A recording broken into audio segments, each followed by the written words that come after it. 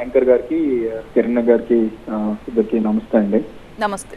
So so నాకు ఒక 5 questions ఉన్నాయండి. ఒక 4 క్వశ్చన్స్ కిరణ్ గారికి, ఒక క్వశ్చన్ TV9కి. నేను లాస్ట్లో మీకు అడుగుతా అండి. ఫస్ట్ కిరణ్ గారు, ఫస్ట్ ఆఫ్ ఆల్ మీకు ఆల్ ది బెస్ట్ అండి.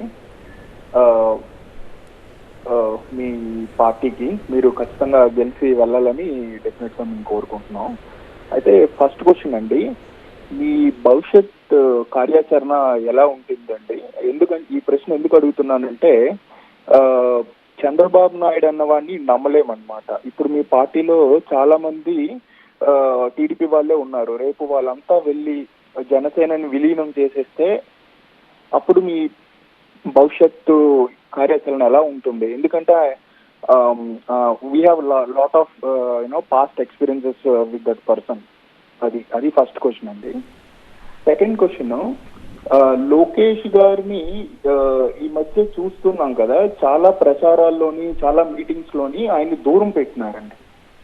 సో దీని వెనుక ఏమైనా రీజన్ ఉందా? అంటే ఈ పొత్తులో అసలు లోకేష్ ఉండకూడదు, మనమే మెయిన్ కేసు ఉండాలి, అట్లా ఏమైనా డిస్కషన్ జరిగిందండి? ఇది second question. Third question, main గా హూ కిల్డ్ బాబాయ్ అన్న కాన్సెప్ట్ ని ఎందుకు ఎక్కువ తీసుకెళ్ళలేకపోతున్నారండి ప్రజల్లోకి? 2024 is a very important year. 2024 will define democracies. The democracies are under pressure, there's no doubt about that. The anger really is against the perception of uncontrolled migration. I think both the US and India have very stable democracies. So I've been hearing since 2001 about a right-wing turn in politics.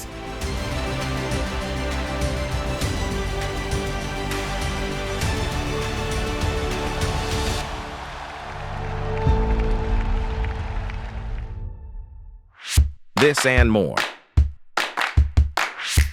Streaming on News 9 Plus.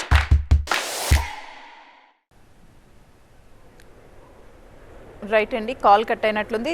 Kiran గారు మీరు answer చెప్పండి.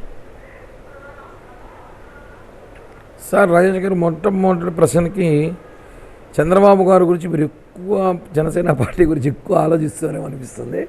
Tension పడకండి, పవన్ కళ్యాణ్ గారి అమాయకుడేం కాదు. దశాబ్ద పాటు మా ఒక్క కూటమి ఉండాలని చెప్పి కోరుకున్నారు. ఎందుకంటే ఇక్కడ రాష్ట్రం పూర్తిగా వెనకబడిపోయింది. ఈ రాష్ట్రం డెవలప్ కావాలంటే చంద్రబాబు గారి సారథ్యంలో జరగాలి, పవన్ కళ్యాణ్ గారి సారథ్యంలో జరగాలి, మోడీ గారి ఆశీస్సులతో జరగాలని ఆలోచన ఉన్నప్పుడు ఖచ్చితంగా అవన్నీ జరగనప్పుడు కొంచెం టైం పడుతుంది. చంద్రబాబు గారికి కళ్యాణ్ గారికి మంచి అటాచ్మెంట్స్ ఉన్నాయి. ఇద్దరు మంచి అండర్స్టాండింగ్లో ఎక్కడ తగ్గాలో ఆయన తగ్గుతున్నాడు, ఎక్కడ తగ్గాలో ఈయన తగ్గుతున్నాడు. కాబట్టి ముందుకెళ్తున్నాం. ఏం ప్రాబ్లం లేదు, మాకున్న సమాచారం అయితే ఏ ప్రాబ్లం లేదు.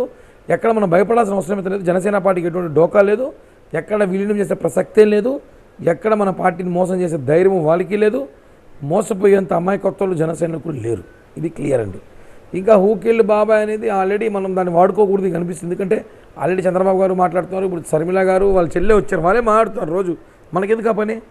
వాళ్ళ పంచాయతీ వాళ్ళే చూసుకుంటాం, మనకి అవసరంలా. మన ప్రచారం మనం చేసుకుంటాం. ఆల్రెడీ జగన్మోహన్ రెడ్డి గురించి, హూకిల్ బాబాయ్ గురించి వాళ్ళ అక్క చెల్లెళ్ళు వాళ్ళే మాట్లాడుకుంటారు, వాళ్ళే తిట్టుకుంటున్నారు. వాళ్ళకే వదిలేద్దాం సార్ ఈ విషయాన్ని.